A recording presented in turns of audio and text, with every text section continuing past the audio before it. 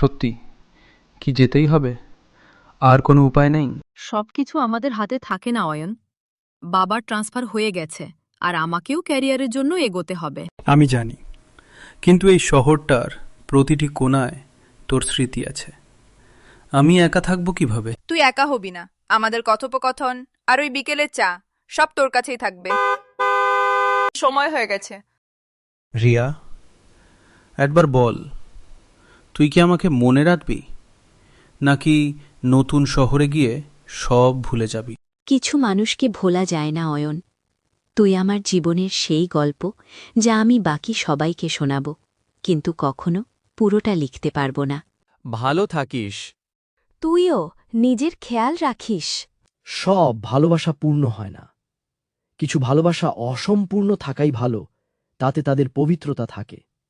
রিয়া চলে গেল, কিন্তু আমার মনে হয়ে থাকা সেই বিকেলটা কখনো শেষ হবে না।